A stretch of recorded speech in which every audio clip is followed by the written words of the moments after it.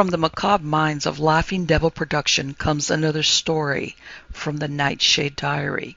You know what that means. Check under the bed and make sure no one or nothing is there. Is the closet door securely shut? Then leave your disbelief behind, amp up your imagination, and hang on tight for another ride into terror and mystery. And like all good horror stories, just imagine it's a dark and stormy night. And remember, screaming like a little girl is permitted.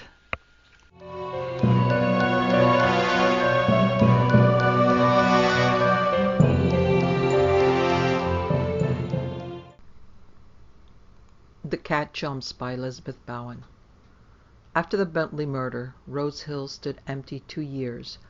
Lawns mounted to meadows, white paint peeled from the balconies, the sun looking more constantly, less fearfully, in the sightseer's eyes through the naked windows bleached to floral wallpapers. The week after the execution, Harold Bentley's legatees had placed the house on the books of the principal agents, London and local, but though sunny, modern, and convenient, though so delightfully situate over the Thames Valley above flood level, within easy reach of a golf course, Rose Hill, while frequently viewed, remained unpurchased. Dreadful association apart, the privacy of the place had been violated. With its terrace garden, lily pond, and pergola cheerfully rose-encrusted, the public had been made too familiar. On the domestic scene too many eyes had burnt the impress of their horror. Moreover, that pearly bedroom with wide outlook over a loop of the Thames, the Rose Hill Horror, headlines flashed up at the very sound of the name. "Oh no, dear," many wives had exclaimed, drawing their husbands from the gate. "Come away," they urged, crumpling the agent's order to view as though the house were advancing on them. And husbands came away, with a backward glance at the garage, wanting to think a chap who was hanged had kept his car there. The Harold Wrights, however, were not deterred. They had light, bright, shadowless, thoroughly disinfected minds. They believed that they disbelieved in most things, but were unprejudiced. They enjoyed frank discussions. They dreaded nothing but inhibitions. They had no inhibitions. They were pious agnostics, earnest for social reform.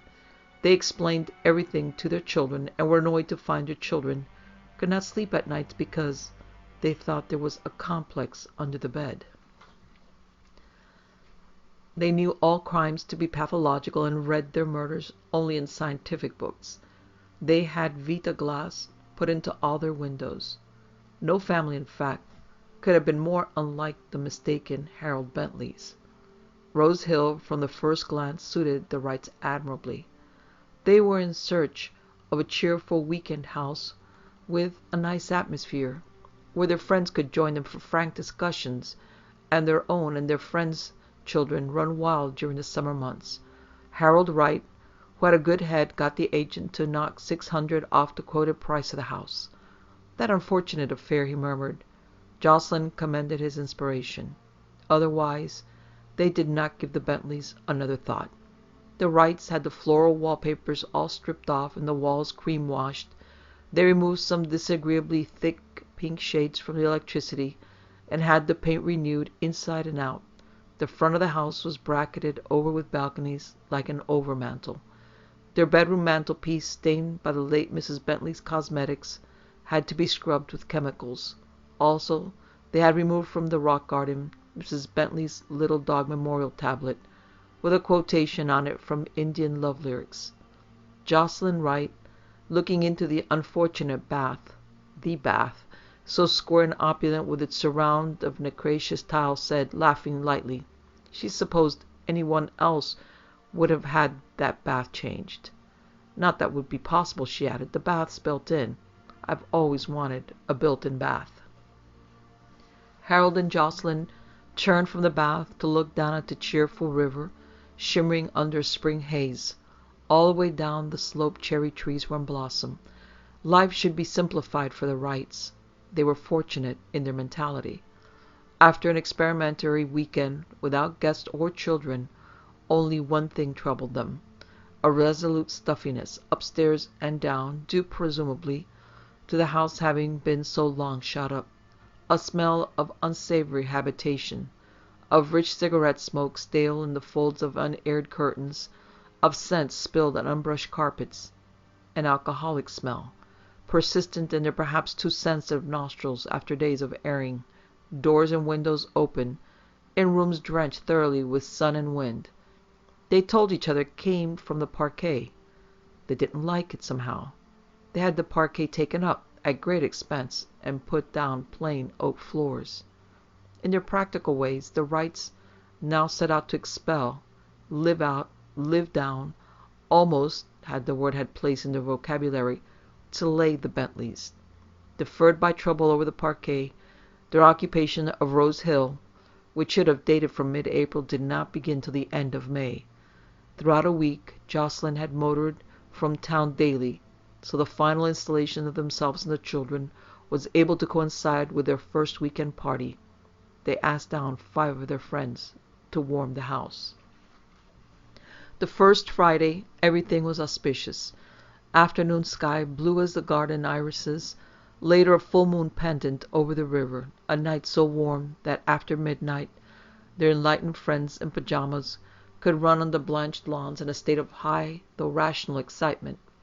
Jane, John, and Janet, their admirably spaced-out children, kept awake by the moonlight, hailed their elders out of the nursery skylight. Jocelyn waved to them. They never had been repressed. The girl, Muriel Barker, was found looking up the terraces at the house, a shade doubtfully. "You know," she said, "I do rather wonder they don't feel, sometimes. You know what I mean?" "No," replied her companion, a young scientist. Muriel sighed. "No one would mind it if it had been just a short, sharp shooting. But it was so prolonged. It went on all over the house. Do you remember?" she said timidly. "No," replied Mr. Carteret. "It didn't interest me." "Oh, nor me either," agreed Muriel quickly, but added, "How he must have hated her." The scientist, sleepy, yawned frankly and referred her to Kraft Ebing. But Muriel went to bed with Alice in Wonderland. She went to sleep with the lights on. She was not, as Jocelyn realized later, the sort of girl to have asked at all. Next morning was overcast. In the afternoon it rained suddenly and heavily, interrupting for some, tennis for others, a pleasant discussion, and a punt on marriage under the Soviet. Defeated, they all rushed in. Jocelyn went round from room to room, shutting tightly the rain-lashed casements along the front of the house. These continued to rattle, the balconies creaked, and early dusk set in. An oppressive, almost visible moisture up from the darkening river pressed on the panes like a presence and slid through the house. The party gathered in the library round an expansive but thinly burning fire. Harold circulated photographs of modern architecture. They discussed these tendencies. Then Mrs. Monkhouse, sniffing, exclaimed, "Who uses trèfle incarnate?" "Now, whoever would," her hostess began scornfully. Then from the hall came a howl, a scuffle, a thin shriek. They, too, sat still. In the dusky library, Mr. Carteret laughed out loud. Harold Wright, indignantly throwing open the door, revealed Jane and Jacob rolling at the foot of the stairs, biting each other, their faces dark with uninhibited passion. Bumping alternate heads against the foot of the banisters, they shrieked in concord. "Extraordinary," said Harold. "They've never done that before. They have always understood each other so well." "I wouldn't do that," advised Jocelyn, raising her voice slightly. "You'll hurt your teeth. Other teeth won't grow at once, you know." "You should let them find that out for themselves," disapproved Edward Carteret, taking up the New Statesman. Harold, in perplexity, shut the door on his children, who soon stunned each other to silence. Meanwhile, Sarah and Talbot Monkhouse, Muriel Barker, and Theodora Smith had drawn together over the fire in a tight little knot. Their voices twanged with excitement. By that shock just now, something seemed to have been released. Even Carteret gave them half his attention. They were discussing crime passionnel. Of course, if that's what they really want to discuss, thought Jocelyn. But it did seem unfortunate, partly from an innocent desire to annoy her visitors, partly because the room felt awful. You would have thought 50 people had been there for a week. She went across and opened one of the windows, admitting a pounce of damp wind. They all turned, startled, to hear rain crash on the lead of an upstairs balcony. Muriel's voice was left in forlorn solo. Dragged herself, whining, Harold! Harold Wright looked remarkably conscious. Jocelyn said brightly, Whatever are you talking about? But unfortunately Harold, on almost the same breath, suggested, Let's leave that family alone, shall we? The friends all felt they might not be asked again, though they did feel plaintively that they had been being natural. However, they disowned Muriel, who, getting up abruptly, said she thought she'd like to go for a walk in the rain before dinner. Nobody accompanied her. Later, overtaking Mrs. Monkhouse on the stairs, Muriel confided. Absolutely she could not stand Edward Carteret. She could hardly bear to be in the room with him. He seemed so cruel, cold-blooded. No, she meant cruel. Sarah Monkhouse, going into Jocelyn's room for a chat. At her entrance, Jocelyn started violently. Told Jocelyn that Muriel could not stand Edward. Could hardly bear to be in a room with him. Pity, said Jocelyn. I thought they might do for each other. Jocelyn and Sarah agreed that Muriel was unrealized. What she ought to have was a baby. But when Sarah, dressing, told Talbot Monkhouse that Muriel could not stand Edward, and Talbot said Muriel was unrealized, Sarah was furious. The Monkhouses, who never did quarrel, quarreled bitterly, and were late for dinner. They would have been later if the meal itself had not been delayed by an outburst of sex antagonism between the nice Jacksons, a couple imported from London to run the house. Mrs. Jackson, putting everything in the oven, had locked herself into her room. Curious, said Harold. The Jacksons' relation to each other always seems so modern. They have the most intelligent discussions. Theodora said she had been rereading Shakespeare. This brought them point-blank up against Othello. Harold, with titanic force, wrenched round the conversation to relativity. About this no one seemed to have anything to say but Edward Carteret, and Muriel, by some mischance, had again been placed beside him, sat deathly, turning down her dark-rimmed eyes. In fact, on the intelligent, sharp-featured faces all round the table, something, perhaps simply a clearness, seemed to be lacking, as though these were wax faces, for one fatal instant exposed to a furnace. Voices came out from some dark interiority. In each conversational interchange a mutual vote of no confidence was implicit. You could have said that each personality had been attacked by some kind of decomposition. No moon tonight, complained Sarah Monkhouse. Never mind. They would have a very cozy evening. They would play paper game, Jocelyn promised. If you can see, said Harold, something seems to be going wrong with the light. Did Harold think so? They had all noticed the light seemed to be losing quality, as though a film, smoke-like, were creeping over the bulbs. The light, thinning, darkening, seemed to contract around each lamp into a blurred aura. They had noticed, but each with a proper dread of his own. Subjectivity had not spoken. Funny stuff, Harold said. Electricity. Mr. Carteret could not agree with him. Though it was late, though they yawned and would not play paper games, they were reluctant to go to bed. You would have supposed a delightful evening. Jocelyn was not gratified. The library stools, rugs, and divans were strewn with Krafft Ebing, Freud, Forel, Wenninger, and the heterosexual volume of Havelock Ellis. Harold had thought it right to install his reference library. His friends hated to discuss without basis. The volumes were pressed open with paper knives and small pieces of modern statuary, stooping from one to another, purposeful as a bee. Edward Carteret read extracts aloud to Harold, to Talbot Monkhouse, and to Theodora Smith, who stitched gras point with resolution.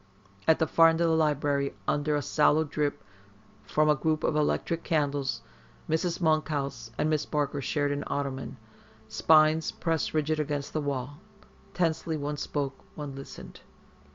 And these, thought Jocelyn, leaning back, with her eyes shut between the two groups, are friends I like to have in my life. Pellucid, sane. It was remarkable how much Muriel knew. Sarah, very much shocked, edged up till their thighs touched. You would have thought the Harold Bentleys had been Muriel's relatives. Surely, Sarah attempted, in one large, bright world, one did not think of these things. Practically, they did not exist. Surely Muriel should not. But Muriel looked at her strangely. Did you know, she said, that one of Mrs. Bentley's hands was found in the library? Sarah, smiling a little awkwardly, licked her lips. Oh, she said. But the fingers were in the dining room. He began there. Why isn't he in Broadmoor? That defense failed. He didn't really subscribe to it. He said having done what he wanted was worth anything. Oh. Yes, he was nearly lynched. She dragged herself upstairs. She couldn't lock any doors, naturally. One maid, her maid, got shut into the house with them. He'd sent all the others away. For a long time everything seemed so quiet. The maid crept out and saw Harold Bentley sitting halfway upstairs, finishing a cigarette. All the lights were full on. He nodded to her and dropped a cigarette through the banisters. Then she saw the state of the hall. He went upstairs after Mrs. Bentley, saying, Lucinda. He looked into room after room, whistling. Then he said, Here we are, and shut a door after him. The maid fainted. When she came to, it was still going on upstairs. Harold Bentley had locked all the garden doors. There were locks even on the French windows. The maid couldn't get out. Everything she touched was sticky. At last she broke a pane and got through. As she ran down the garden, the lights were on all over the house. She saw Harold Bentley moving about in the bathroom. She fell right over the edge of a terrace, and one of the tradesmen picked her up the next day. Doesn't it seem odd, Sarah, to think of Jocelyn in that bath? Finishing her recital, Muriel turned on Sarah an ecstatic and brooding look that made her almost beautiful. Sarah fumbled with a cigarette. Match after match failed her. Muriel, you should see a specialist. Muriel held out her hand for a cigarette. He put her heart in her hat box. He said it belonged there. You had no right to come here. It was most unfair on Jocelyn, most indelicate. Muriel, to whom the word was properly unfamiliar, eyed incredulously Sarah's lips. How dared you come? I thought I might like it. I thought I ought to fulfill myself. I'd never had any experience of these things. Muriel! Besides, I wanted to meet Edward Carteret. Several people said we were made for each other. Now, of course, I shall never marry. Look what comes of it. I must say, Sarah, I wouldn't be you or Jocelyn, shut up all night with a man all alone. I don't know how you dare sleep. I've arranged to sleep with Theodora, and we shall barricade the door. I noticed something about Edward Carteret the moment I arrived, a kind of insane glitter. He is utterly pathological.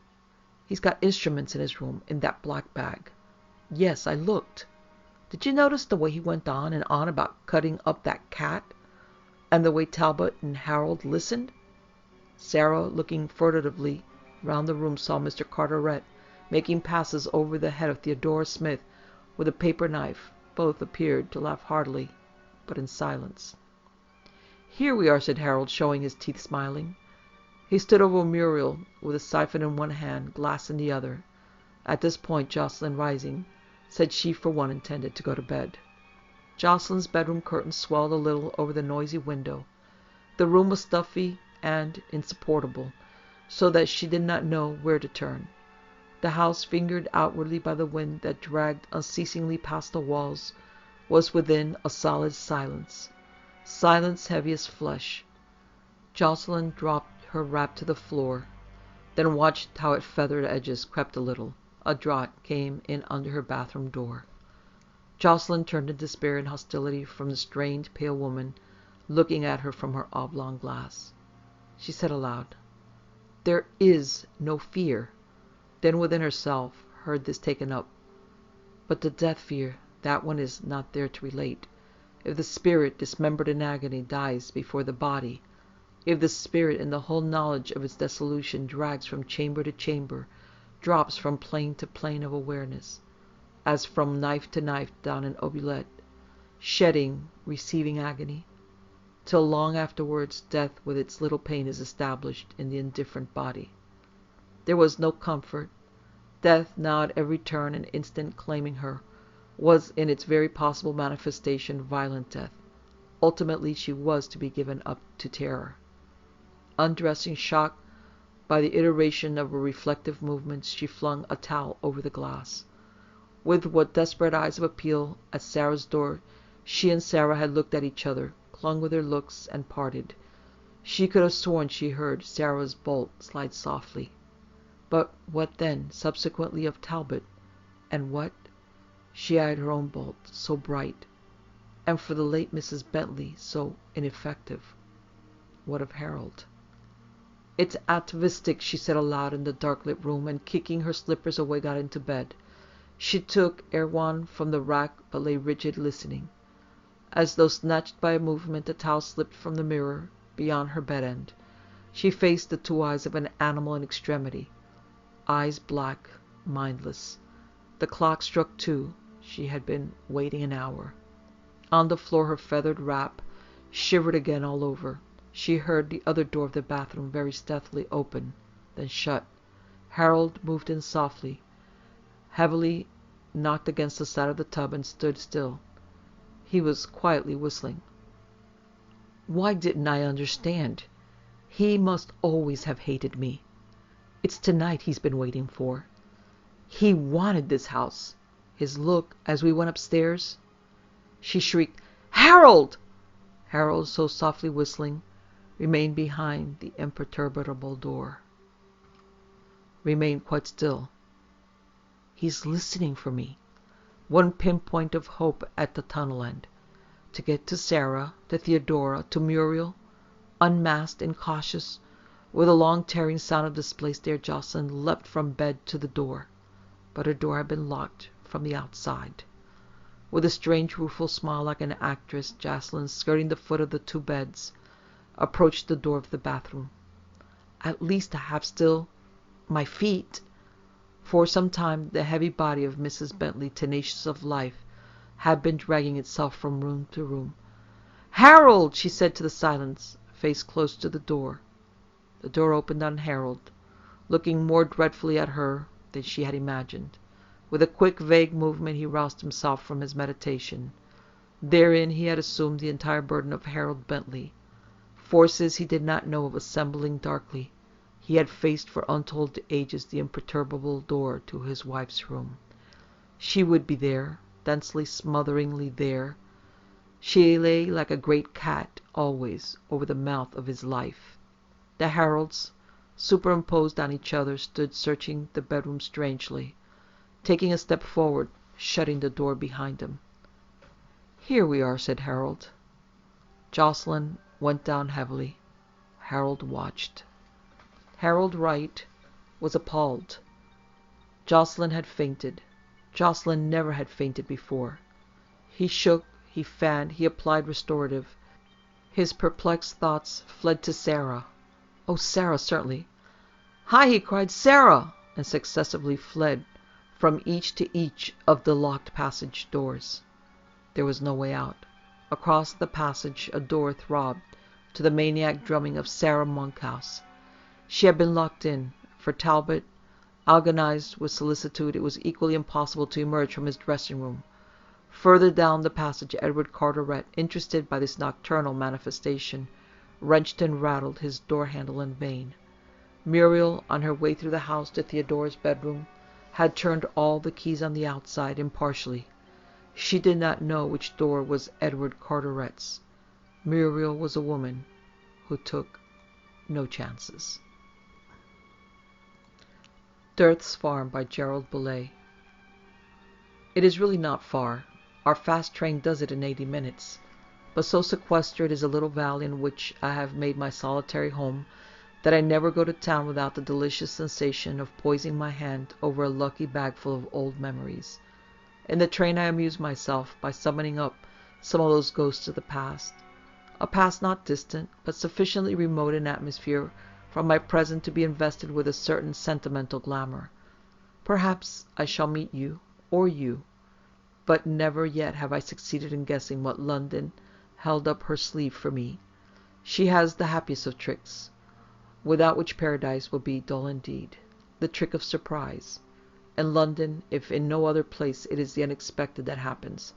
For me, Fleet Street is the scene par excellence of these adventurous encounters, and it was in Fleet Street 3 months ago that I ran across Bailey of Queens, whom I hadn't seen for 5 years. Bailey is not his name, nor Queens his college, but these names will serve to reveal what is germane to my purpose and to conceal the rest. His recognition of me was instant, mine of him more slow. He told me his name twice. We stared at each other, and I struggled to disguise the blankness of my memory. The situation became awkward. I was the more embarrassed because I feared lest he should too odiously misinterpret my non-recognition of him, for the man was shabby and unshaven enough to be suspicious of an intentional slight. Bailey?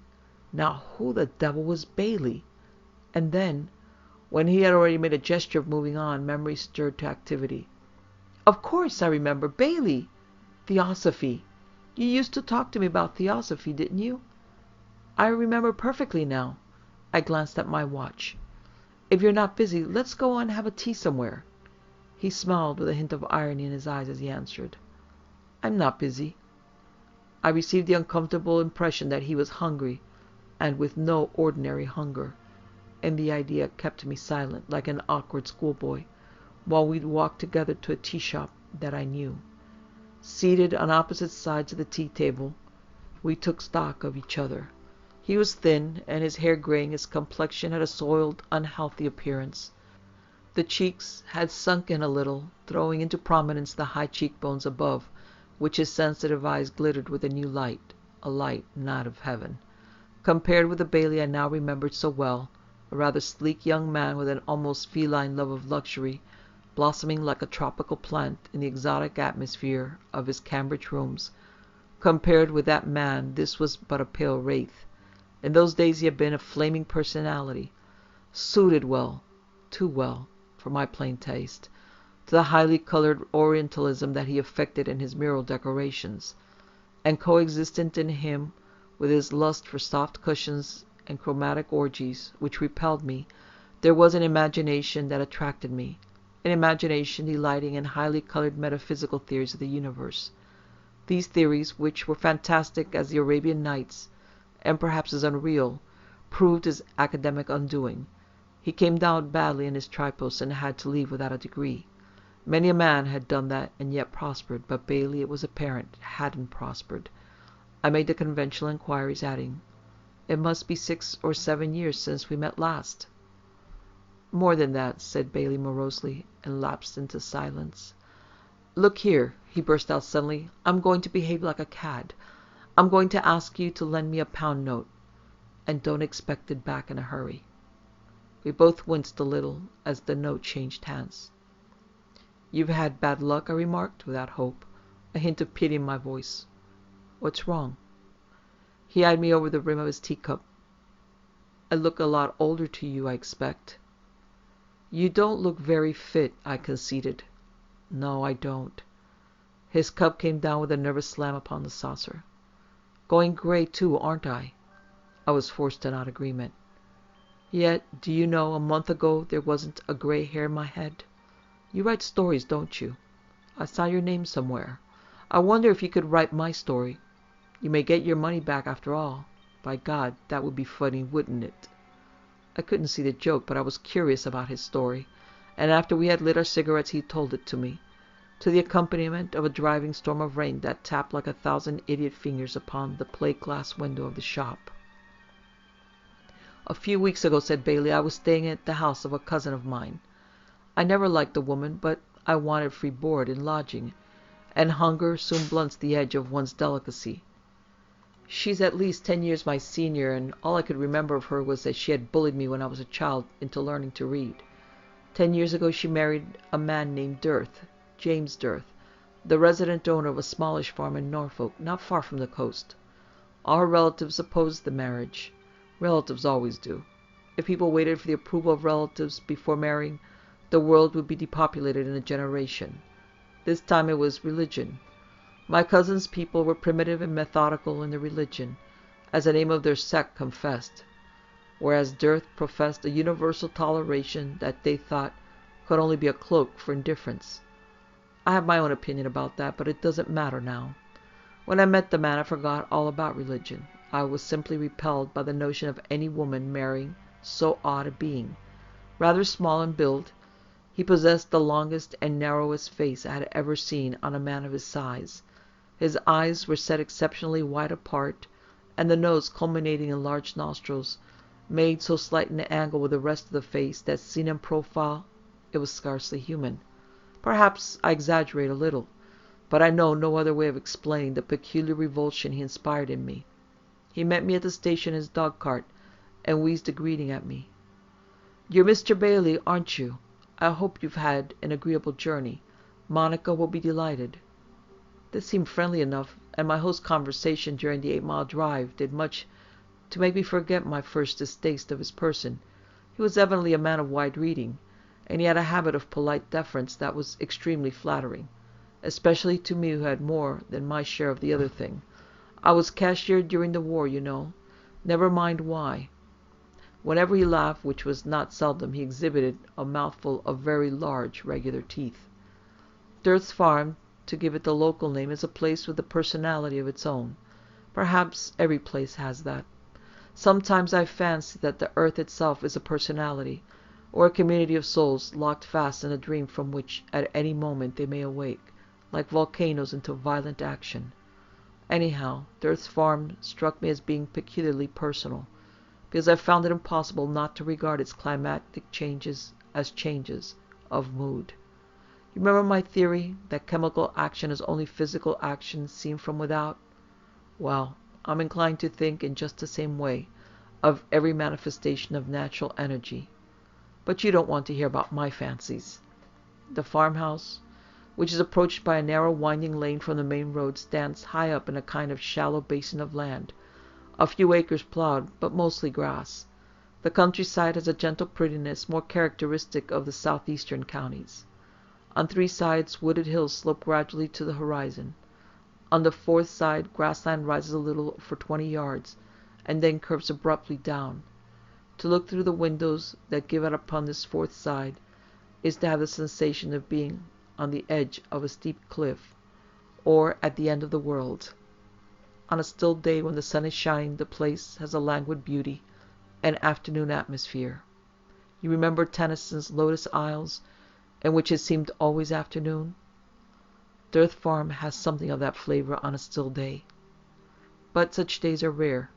The 2 or 3 I experienced shine like jewels in the memory. Most often that stretch of 50 or 60 acres is a gathering ground for all the bleak winds of the earth. They seem to come simultaneously from the land and from the sea, which is 6 miles away, and they swirl round in that shallow basin of earth, as I have called it, like maddened devils seeking escape from a trap. When the storms were at their worst, I used to feel as though I were perched insecurely on a gigantic saucer held 100 miles above the earth. But I'm not a courageous person. Monica, my cousin, found no fault with the winds. She had other fears, and I had not been with her 3 days before she began to confide them to me. Her overtures were as surprising as they were unwelcome, for that she was not a confiding person by nature, I was certain. Her manners were reserved to the point of diffidence, and we had nothing in common save a detestation of the family from which we had both sprung.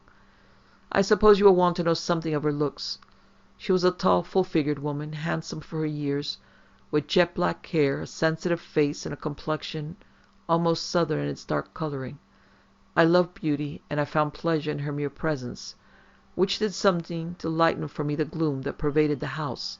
But my pleasure was innocent enough, and Dearth's watchdog airs only amused me. Monica's eyes, unfathomable pools, seemed troubled whenever they rested on me, whether by fear or by some other emotion I didn't at first know. She chose her moment well, coming to me when Dearth was out of the house looking after his men, and I, pleading a headache, I refused to accompany him. The malady was purely fictitious, but I was bored with the fellow's company, and sick of being dragged at his heels like a dog for no better reason than his too evident jealousy afforded. "I want to ask a kindness of you," she said. "Will you promise to answer me quite frankly?" I wondered what the deuce was coming, but I promised, seeing no way out of it. "I want you to tell me," she went on, "whether you see anything queer about me, about my behavior. Do I say or do anything that seems to you odd?" Her perturbation was so great that I smiled to hide my perception of it. I answered jocularly, "Nothing at all odd, my dear Monica, except this question of yours. What makes you ask it?" But she was not to be shaken so easily out of her fears, whatever they were. "And do you find nothing strange about this household either?" "Nothing strange at all," I assured her. "Your marriage is an unhappy one, but so are thousands of others. Nothing strange about that." "What about him?" she said, and her eyes seemed to probe for an answer. I shrugged my shoulders. "Are you asking for my opinion of your husband? A delicate thing to discuss." "We're speaking in confidence, aren't we?" She spoke impatiently, waving my politeness away. "Well, since you ask, I don't like him. I don't like his face. It's a parody on mankind, and I can't understand why you threw yourself away on him."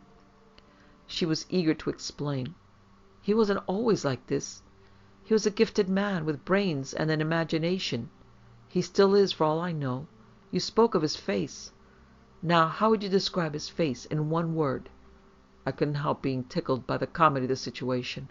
A man and a woman sitting in solemn conclave, seeking a word by which to describe another man's face. And that man her husband. But her air of tragedy, though I thought it ridiculous, sobered me. I pondered her question for a while, recalling to my mind's eye the long, narrow physiognomy and the large teeth of Dearth. At last I ventured the word I had tried to avoid. "Equine," I suggested. Ah, there was a world of relief in her voice. "You've seen it too?" She told me a queer tale. Dearth, it appears, had a love and understanding of horses that was quite unparalleled. His wife, too, had loved horses, and it had once pleased her to see her husband's astonishing power over the creatures, a power which he exercised always for their good. But his benefactions to the equine race were made at a hideous cost to himself, of which he was utterly unaware. Monica's theory was too fantastic even for me to swallow, and I, as you know, have a good stomach for fantasy. You will have already guessed what it was. Dearth was growing, by a process too gradual and subtle for perception, into the likeness of the horses with whom he had so complete sympathy. This was Mrs. Dearth's notion of what was happening to her husband, and she pointed out that the difference between him and the next man was not altogether, or even mainly, a physical difference. In effect, she said, if you scrutinize the features more carefully, you will find them to be far less extraordinary than you now suppose. The poison is not in his features. It is in the physical atmosphere he carries about with him, something which infects you with the idea of horses and makes you impose that idea on his appearance, magnifying his facial peculiarities. Just now I mentioned that in the early days of her marriage, Monica had shared his love of horses. Later, of course, she came to detest them only 1 degree less than she detested her husband. That is saying much. Only a few months before my visit, matters had come to a crisis between the two. Without giving any definite reason, she had confessed, under pressure, that he was unspeakably offensive to her, and since then they had met only at meals, and always reluctantly. She shuddered to recall that interview, and I shuddered to imagine it. I was no longer surprised that she had begun to entertain doubts of her own sanity. But this wasn't the worst. The worst was Dandy, the white horse.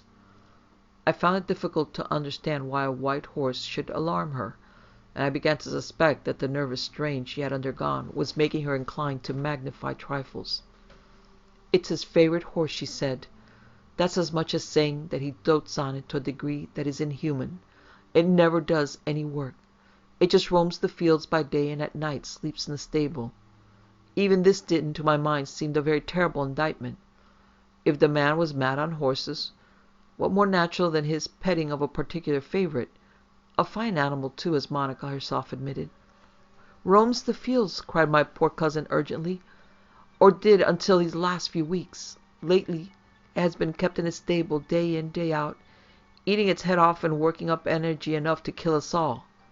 This sounded to me like the language of hysteria, but I waited for what was to follow. The day you came, did you notice how pale I looked? I had a fright.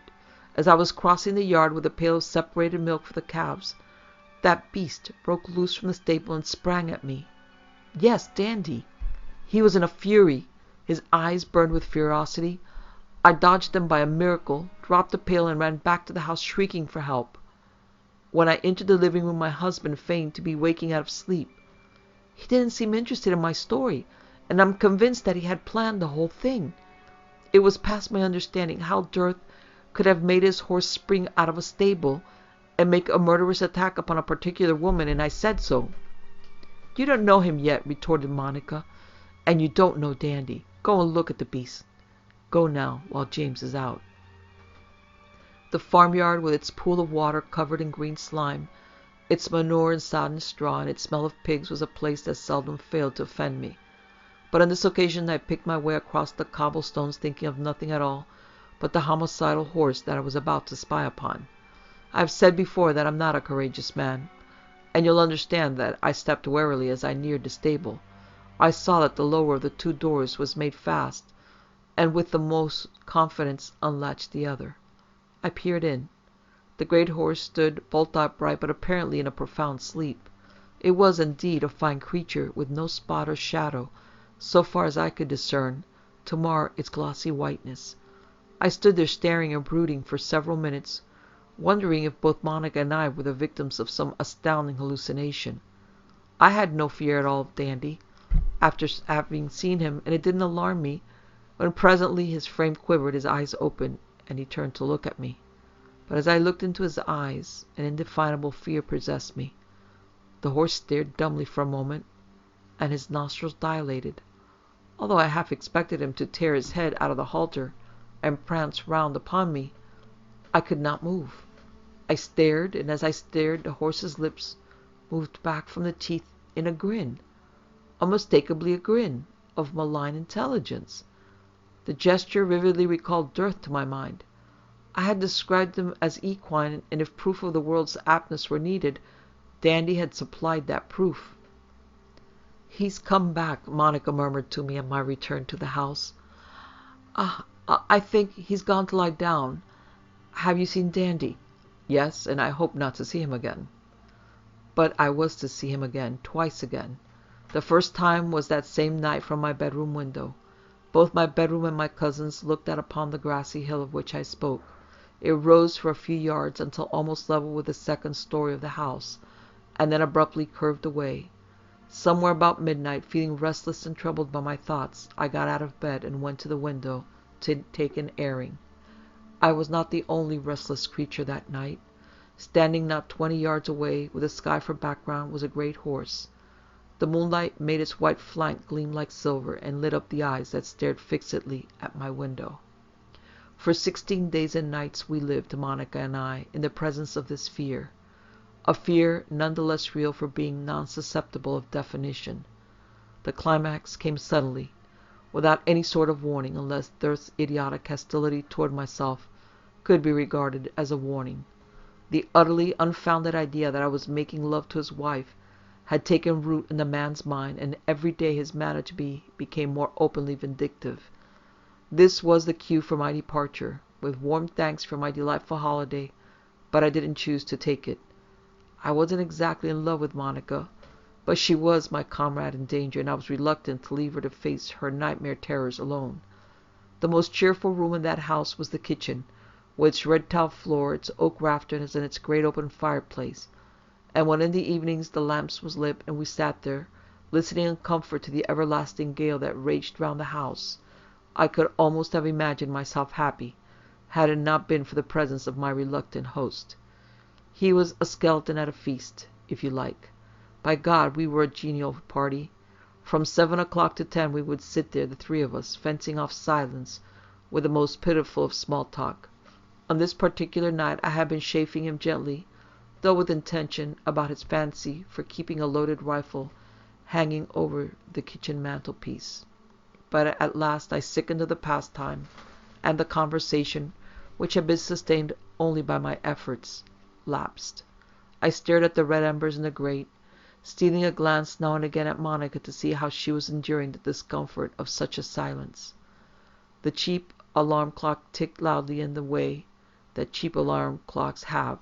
When I looked at Dearth, he appeared to have fallen asleep. I say appeared, for I instantly suspected him of shamming sleep in order to catch us out. I knew that he believed us to be in love with each other, and his total lack of evidence must have occasioned him hours of useless fury. I suspected him of the most melodramatic intentions, of hoping to see a caress pass between us that would justify him making a scene. In that scene, as I figured it, the gun over the mantelpiece might play an important part. I don't like loaded guns. The sight of his closed lids exasperated me into a bitter speech designed for him to overhear. "Monica, your husband is asleep.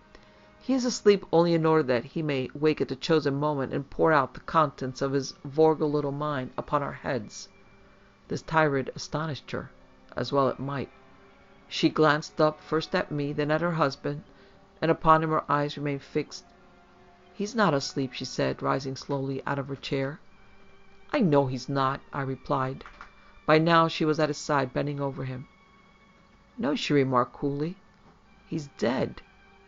At those words the wind outside redoubled its fury, and it seemed as though all the anguish of the world was in its wail. The spirit of Dearth's farm was crying aloud in a frenzy that shook the house, making all the windows rattle. I shuddered to my feet. And in the moment of my rising the wail died away, and in the lull I heard outside the window a sudden sound of feet, of pawing horses' feet. My horror found vent in a sort of desperate mirth. "No, not dead. James Dearth doesn't die so easily." Shocked by my levity, she pointed mutely to the body in the chair. But a wild idea possessed me, and I knew that my wild idea was the truth. "Yes," I said, "that may be dead as mutton. But James Dearth is outside, come to spy on you and me. Can't you hear him?" I stretched out my hand to the blind cord. The blind ran up with a rattle and pressed against the window. Looking in upon us was the face of the white horse, its teeth bared in a malevolent grin. Without losing sight of the thing for a moment, I backed towards the fire. Monica, divining my intention, took down the gun from its hook and yielded it to my desirous fingers. I took deliberate aim and shot. And then, with the crisis over, as I thought, my nerves went to rags. I sat down limply. Monica huddled at my feet, and I knew with a hideous certitude that the soul of James Dearth, violently expelled from the corpse that lay outside the window, was in the room with me, seeking to re-enter that human body in the chair. There was a long moment of agony, during which I trembled on the verge of madness, and then a flush came back into the dead, pallid cheeks. The body breathed, the eyes opened. I had just enough strength left to drag myself out of my seat. I saw Monica's eyes raised to mine. I can never for a moment stop seeing them. 3 hours later I stumbled into the arms of the station master, who put me in the London train under the impression that I was drunk. Yes, I left alone. I told you I wasn't a courageous man. Bailey's voice abruptly ceased. The tension in my listening mind snapped, and I came back with a jerk, as though released by a spring, to my seat in the tea shop. Bailey's queer eyes glittered across at me for a moment, and then, their light dying suddenly out, they became infinitely weary of me and of all the sorry business of living. A rationalist in grain, I find it impossible to accept the story quite as it stands. Substantially true it may be, probably is, but that it has been distorted by the prism of Bailey's singular personality, I can hardly doubt. But the angle of that distortion must remain a matter for conjecture. No such dull reflections came then to mar my appreciation of the quality of the strange hush that followed his last words. Neither of us spoke. An agitated waitress made us aware that the shop was closing, and we went into the street without a word.